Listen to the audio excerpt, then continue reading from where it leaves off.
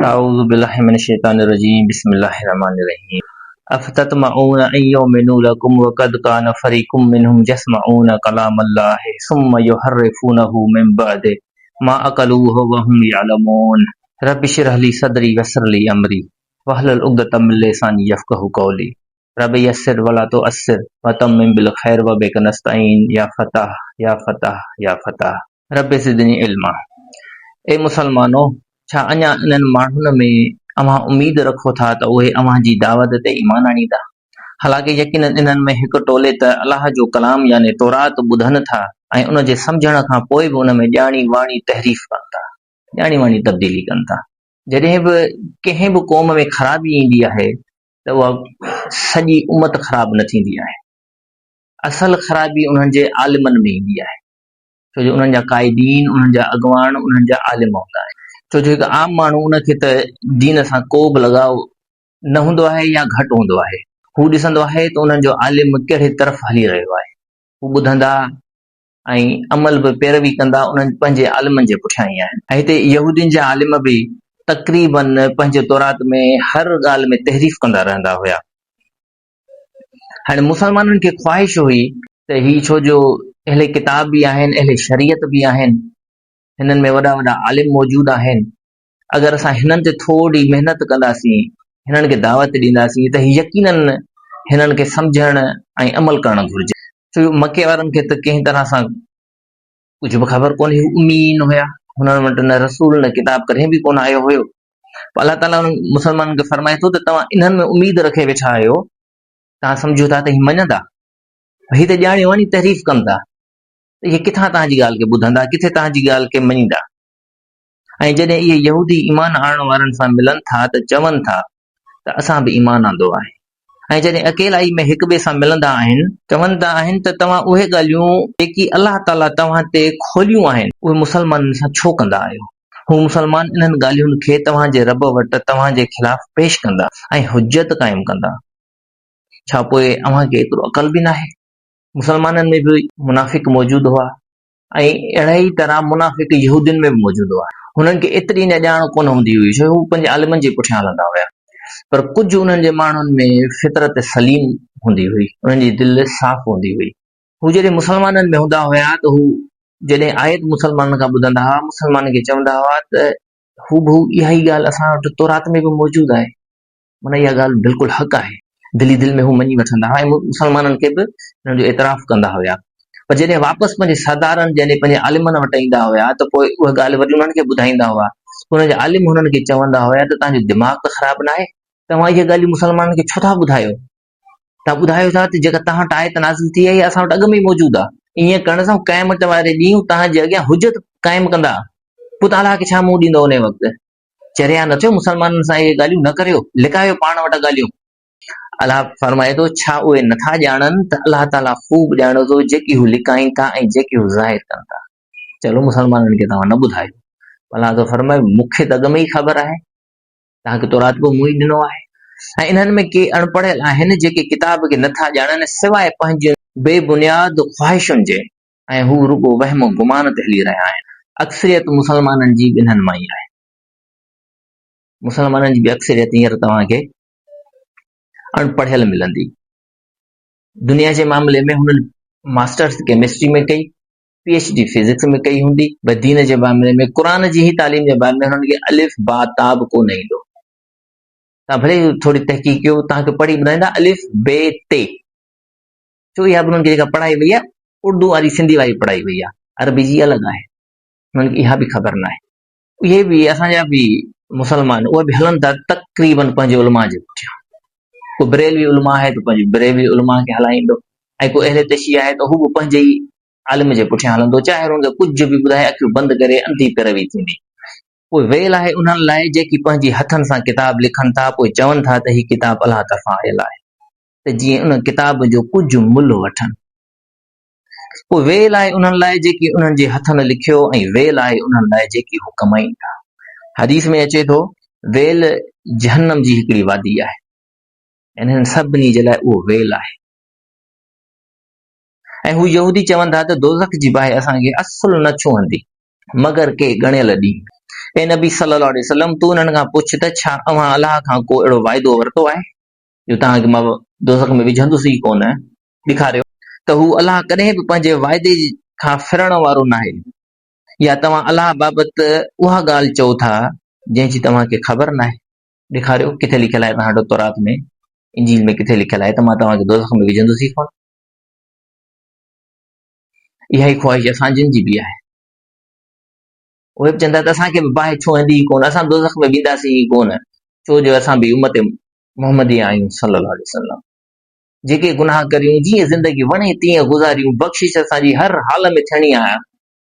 छो नबी करीम सल्लल्लाहु अलैहि वसल्लम पंहिंजी आख़िरी दुआ पंहिंजी उम्मत जे लाइ महफ़ूज़ रखे वेठा आहिनि, तंहिंजे करे त जीअं ज़िंदगी वणे गुज़ारियूं, चोरी कयूं, ज़िना करियूं, सूद वठूं, कुझु बि करियूं, छॾे छूटे हुई असांजी थियणी आहे। हा, जंहिं बुरा कम कया ऐं जंहिंखे संदसि गुनाहनि घेरे छॾियो त पोइ अहिड़ा माण्हू जहन्नमी आहिनि ऐं उहे उन में हमेशह रहंदा। ऐं जिन ईमान आंदो ऐं चङा कम कया, इहे जन्नती आहिनि ऐं उहे मंझि हमेशह रहण वारा हूंदा। हज़रत नूह अलैहिस्सलाम जो पुटु रहिजी वियो, अलाह ताला फरमाए त उन जा कम सुठा कोन हुआ, हू नेक कोन हो, ईमान होसि या न होसि, उन जो ज़िक्र क़ुर में नाहे। बुरनि कमनि जे करे अलाह साईं हुनजी पकड़ कई आहे। ऐं जॾहिं असां यहूदियुनि खां पको वाइदो वरितो त अलाह खां सवाइ कंहिं ॿिए जी इबादत न कंदव ऐं माउ पीउ सां अहसान कंदव ऐं मिटनि माइटनि, यतीमनि ऐं मिसकीननि सां पिणु सुहिणो सलूक कंदव ऐं माण्हुनि सां मिठो ॻाल्हाईंदव ऐं नमाज़ क़ाइमु कंदव ऐं ज़कात ॾींदा रहंदव, पर अव्हां मां किन थोरनि खां सवाइ ॿिया सभु फिरी विया ऐं बेशक अव्हां मुंहुं मोड़ींदड़ ई आहे। अलाह खां पोइ वालिदेन सां सुठो सलूक करण जो हुकुम अचे पियो, क़ुर में 4 दफ़ा आयो आहे। अलाह जो हुकुम खां पोइ, यानी अलाह असां कंहिंखे तव्हां शरीक न कंदो, उन खां फौरन बाद वालिदेन जो। ऐं पिणु यादि करियो जॾहिं असां अव्हां खां इहो बि पको वाइदो वरितो त न अव्हां खून वाहींदव ऐं न हिक ॿिए खे क़तल कंदव ऐं न पंहिंजी क़ौम वारनि खे पंहिंजनि घरनि मां कढंदव। पोइ तव्हां इक़रार कयो ऐं अव्हां ख़ुदि उन ते शाहिद आहियो। पर तव्हां उहे माण्हू आहियो जेके पंहिंजी क़ौम वारनि खे क़तल बि करियो था ऐं पंहिंजी बिरादरीअ जे कुझु माण्हुनि खे बेघर यानी जिलावतन बि करियो था ऐं उन्हनि जे मथां ज़ुल्म ऐं ज़्यादती करण लाइ हिक ॿिए जी पाण में मदद करियो था। ऐं जॾहिं उहे अव्हां वटि कैदी थी अचनि था त उन्हनि जे छॾाइण लाइ फिदियो यानी ॾंड बि ॾियो था। हक़ीक़त में उन्हनि खे घरनि मां कढण ई अव्हां ते हराम कयो वियो हो। पोइ छा अव्हां किताब जे हिक हिसे ते ईमान आणियो था ऐं ॿिए जो इनकार करियो था? पोइ अव्हां मां जेको अहिड़ो कमु करे उन लाइ दुनिया में ज़िल्लत ऐं ख्वारी खां सवाइ ॿी कहिड़ी सज़ा थी सघे थी? ऐं इहे क़यामत जे ॾींहुं पिणु सख़्त अज़ाब में मुब्तला कया वेंदा। ऐं तव्हां जेकी कुझु करियो था अलाह ताला उन खां हरगिज़ गाफ़िल न आहे। यहूदियुनि ते अलाह साईं इहो हुकुम ॾिनो हो त तव्हां पाण में न विढ़ंदव न हिक ॿिए खे कढंदव। पोइ हिननि छा कयो जो ॿियनि सां मिली करे पंहिंजनि कुझु माण्हुनि खे यानी कुझु कमीले वारनि खे हुननि मुल्क मां कढी छॾियो। ऐं हिननि हितां कढियो त वरी कंहिंसां विढ़ी करे हू त क़ैद थी विया मके वारनि वटि। जॾहिं क़ैद थी विया त पोइ ही वरी उन्हनि खे छॾाइण लाइ पैसा खणी आया, फिदियो खणी आया त वठो बसि असांजा माण्हुनि असांखे आज़ादु करे ॾियो। अलाह तो फरमाए त मूं तव्हांखे हिननि जो कढण ई हराम कयो हो, तव्हांखे कढणु न घुरिजे हा, तव्हां हुननि खे कढियो त सही, पोइ वरी जॾहिं क़ैद थी विया त वरी पोइ हाणे तव्हां चओ था त अलाह जो हुकुम आहे त उन्हनि खे आज़ादु करायो। यानी हिकिड़े हिसे ते अमल करियो था ऐं हिकिड़े ते अमल नथा करियो। अॼु असांजो बि इहो ई हाल आहे। असां बि क़ुर जे हिकिड़े हिसे ते अमल करियूं था, हिकिड़े ते नथा करियूं। हर तबिके पंहिंजे पंहिंजे लाइ कुझु न कुझु हलाल करे रखियो आहे। कारोबारी तबिके पंहिंजे लाइ सूद यानी व्याज हलाल करे छॾियो आहे। हू चवनि था जेकॾहिं व्याज न वठंदासीं त असांजो कारोबार हलंदो ई कोन, असांजो कारोबार ख़तमु थी वेंदो। साॻे तरीक़े सां बैंक बि असांजी पंहिंजे लाइ व्याज यानी सूद खे हलाल करे रखियो आहे, जो असां सॼो कारोबार इन व्याज ते ई थींदो। ऐं बेशक ही उहे माण्हू आहिनि जिन पंहिंजी आख़िरत विकिणी दुनिया जी ज़िंदगी ख़रीद कई आहे, तंहिं करे न उन्हनि तां अज़ाब घटाइबो ऐं न उन्हनि जी मदद कई वेंदी। ऐं बेशक असां मूसा अलैहिस्सलाम खे किताब यानी तौरात ॾिनो ऐं उन खां पोइ ॿिया पैगंबर हिक ॿिए पुठियां मोकिलिया ऐं उन्हनि खां पोइ मरियम जे पुट ईसा अलैहिस्सलाम खे पधरियूं ऐं रोशन निशानियूं ॾिनियूं ऐं पाक रूह यानी जिब्रील अलैहिस्सलाम सां संदसि मदद बि कई। पोइ छा ईअं नाहे त जॾहिं बि को रसूल अव्हां जी मर्ज़ीअ जे ख़िलाफ़ कुझु हुकुम खणी आयो त अव्हां तकबुर कयो ऐं उन मां हिक टोले खे कूड़ो ॼातव ऐं ॿिए खे क़तल कयव ऐं इहे चवनि था असांजूं दिलियूं ग़िलाफ़ में आहिनि, असांजी दिलयुनि ते पर्दो चढ़ियल आहे, असांजी दिलियूं महफ़ूज़ आहिनि। तव्हां हाणे कुझु बि असांखे नसीहत करण जी कोशिशि कंदो असांखे असर ई कोन थींदो। अलाह तो फरमाए न, असल में अलाह ताला संदन कुफ़र करण जे करे मथनि लानत कई आहे, तंहिं करे इन्हनि मां के थोरा ई ईमान आणींदा। ऐं जॾहिं उन्हनि वटि अलाह वटां किताब यानी क़ुर आयो जेको संदन किताब यानी तौरात जी तस्दीक कंदड़ आहे, हालांकि उन जे नाज़िल थियण खां अॻु इहे यहूदी काफ़िरनि जे मथां सोभ जूं दुआऊं घुरंदा हुआ, कामयाबी जूं फतह जूं दुआऊं घुरंदा हुआ। पोइ जॾहिं उहो क़ुर वठण आयो त हुननि उनखे सुञाणे वरितो, पर पोइ बि उन जो इनकार कयऊं। तंहिं करे अहिड़नि काफ़िरनि ते अलाह जी लानत हुजे। यहूदियुनि जा 3 क़बीला मदीने में आबाद थिया हुआ, बनु कैनका, बनु कुरैज़ा ऐं बनु नुज़ैर। ऐं मदीने में अरबनि जा यमन खां 2 क़बीला अची अॻु में ई आबाद हुया, औस ऐं खज़रज। हिननि जूं पाण में लड़ायूं थींदियूं हुयूं त यहूदी हमेशा शिकस्त खाईंदा हुया, छो जो यहूदी शुरू खां ई बुज़दिल रहिया आहिनि। हुननि खे विढ़ण कोन ईंदो हो। हू किलनि जे दीवारुनि जे पुठियां खां वेही बंदूकूं हणंदा, गोलियूं हणंदा, पथर परे खां हणंदा, वेझो खां आमो साम्हूं मुक़ाबले खां डिॼंदा हुया, त हमेशा हुननि खे शिकस्त मिलंदी हुई। त पोइ उन्हनि मुशरिकनि खे, यानी उन्हनि अरबनि जे क़बीलनि खे ई चवंदा हुया, तव्हां सबर करियो, फ़िलहाल त तव्हां असां खां खटे था वञो, पर हाणे आख़िरी नबी जे अचण जो वक़्तु क़रीब आहे। जॾहिं आख़िरी नबी ईंदो त असां उन सां गॾिजी तव्हां सां विढ़ंदासीं, त पोइ असांखे यकीनन कामयाबी मिलंदी। पोइ हथ खणी अलाह जे अॻियां दुआऊं घुरंदा हुआ त अलाह साईं उन नबी खे हाणे जल्दी आण, त असां उन सां गॾिजी हिननि सां विढ़ूं। नबी करीम सल्लल्लाहु अलैहि वसल्लम अची चुका। हाणे हज जे टाइम में नबी करीम सल्लल्लाहु अलैहि वसल्लम 6 माण्हुनि सां गुफ़्तगू करे रहिया हुआ। इहे 6 ई माण्हू उहे जेके अरबनि जो क़बीलो हुयो खज़रज, उन क़बीले जा हुया। जॾहिं नबी करीम सल्लल्लाहु अलैहि वसल्लम हुननि खे दावत ॾिनी त हुननि हिक ॿिए खे हीअं ॾिसणु शुरू कयो। हुननि ॾिठो ऐं हुननि चयो, मालूम थो थिए त हिन बि उहो ई आहे जेकी यहूदी ॻाल्हि कंदा आहिनि, तंहिंजे करे बहितर आहे त पहिरीं असां ईमान आणियूं हुननि खां। त हिननि नबी करीम सल्लल्लाहु अलैहि वसल्लम ते फौरन ईमान आंदो। यानी हिननि खे जेको इल्मु मिलियो यहूदियुनि खां, त हिननि जे लाइ फ़ाइदे वारो थियो, ऐं जेको यहूदियुनि वटि इल्मु हुयो उहो उन्हनि जे लाइ नुक़सान जो सबबु बणियो। छो जो अलाह फरमाए थो, जॾहिं उहो क़ुर उन्हनि वटि आयो त हुननि उनखे सुञाणे वरितो, पर पोइ बि उन जो इनकार कयऊं।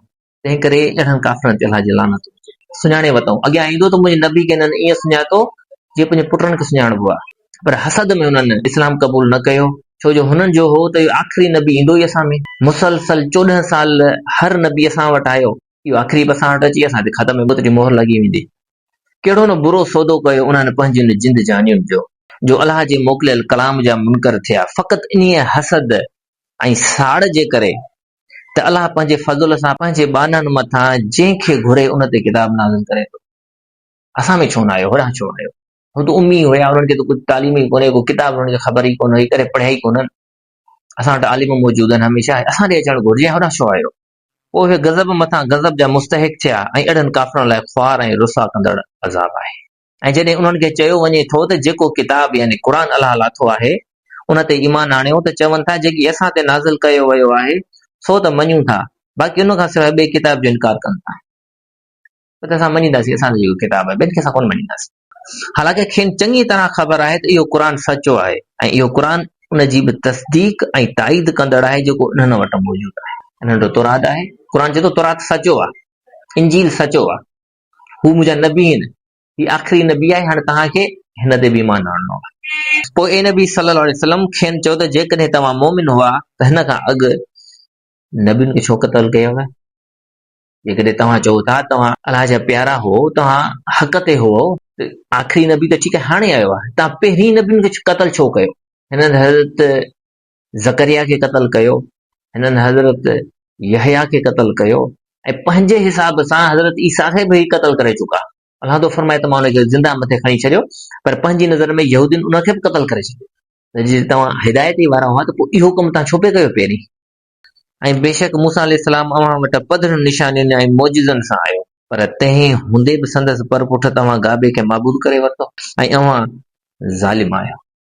ऐं इहो बि यादि करियो जॾहिं असां तूर जबल खे मथे खणी अव्हां जे मथां बीहारियो ऐं अव्हां खां पको वाइदो वरितो त जेकी किताब ऐं शरीयत असीं अव्हां खे ॾियूं था इन खे मज़बूतीअ सां पकड़ियो।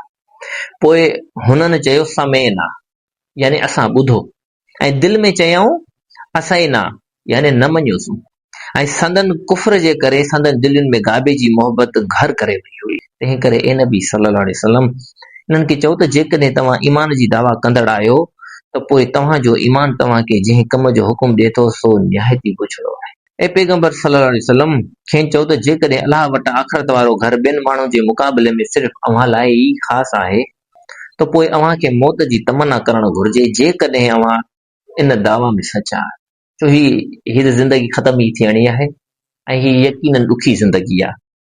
हिन में तव्हांखे महिनत मशक़त करणी पए थी, पेट पालण लाइ तव्हांखे सुबुह जो उथी करे महिनत मज़दूरी बि करणी पवे थी। सुते तव्हांखे केरु कुझु बि कोन ॾींदो। हू त आख़िरत जी ज़िंदगी आहे, हुते त सभु कुझु तव्हांजे लाइ तयारु आहे। तव्हां घटि में घटि मौत जी तमन्ना था करियो, अलाह साईं हिन ज़िंदगी खे असांजी के खुट आहे, असांखे जन्नत ॾे, असांखे हुते हमेशह जी ज़िंदगी वठो। हदीस में अचे थो, सही मुस्लिम जी रिवायत आहे, अद्दुनिया सिजनुल मोमिन व जन्नतुल काफिर। नबी करीम सल्लल्लाहु अलैहि वसल्लम फरमायो, ही दुनिया मोमिन जे लाइ क़ैद खानो आहे ऐं काफ़िर जे लाइ जन्नत आहे। काफ़िर जी मर्ज़ी, जेको वणे तीअं करे, हुनखे न सूद जी परवाह, न ज़िना जी परवाह, कंहिं शइ जी परवाह कोन्हे का, छो हुनखे पकड़ जो ख़ौफ़ ई कोन्हे को। मोमिन जे लाइ बिल्कुलु आहे। मोमिन सोचींदो त ही बि न करियां, किथे गुनाह में न वञा, ही बि न कयां। मोमिन जे लाइ क़ैद खानो, तव्हांजे लाइ आयशूं ई आयशूं आहिनि। पोइ तव्हां हिते छो था रहणु चाहियो? अॻियां ईंदो त ज़िंदगी जा वधि में वधि हरीस बि यहूदी ई आहिनि। एतिरो त हिर्स न कयो ज़िंदगी जो, ऐं यकीन ॼाणो त इहे कॾहिं बि उन मौत जी तमन्ना न कंदा,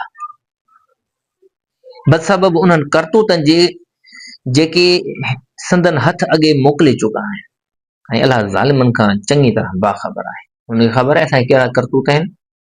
मरंदासीं वेंदासीं जहन्नुम में, पर पोइ बि पंहिंजी ख़्वाहिशुनि ते आहिनि त न, अलाह जी प्यारी क़ौम कीअं अलाह साईं असांखे पकड़ींदो, दोज़ख में असांखे विझंदो ई कोन। विझंदो त हिकु ॿ ॾींहं विधई, न त इहो बि कोन विझंदो।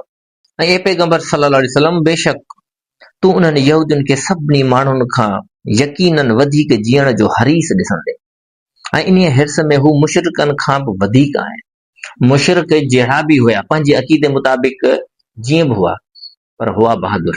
अबू जहल हुयो बदबख्त, पर निहायती बहादुर इंसान हो। बदर में बि सभिनी जो अॻवान हो, वार करण जे लाइ बि पहिरीं पहिरीं तयारु हो। ऐं जॾहिं उनखे क़तल कयो पियो वियो त हुन चयो त मुंहिंजो सिर थोरो मथे खां कटिजो, मुंहिंजी मुंडी मथे खां कटिजो। त जॾहिं नेज़े ते चढ़े, सभिनी खे ख़बर पए त अबू जहल जी मुंडी आहे। कुफर त हुन पंहिंजी जान ॾिनी, पर बहादुरी अहिड़ी हुअसि। हे यहूदी उन खां बि बदबख्त, लिकी लिकी त कीअं असांखे मौत न अचे। इन्हनि मां हर हिकु इहा ख़्वाहिश करे थो त हूंद 1000 वरह उमिरि माणे, 1000 साल हिन जी ज़िंदगी ते, ही हिननि जी ख़्वाहिश आहे। हालांकि संदन वधीक जीअण खाइनि कुझु बि अज़ाब या आख़िरत टारे न सघंदो। जेतिरो जीअंदा, होतिरा गुनाह वधंदा। ऐं जेकी कुझु हू कनि था, अलाह उनखे चङी तरह ॾिसी आहे।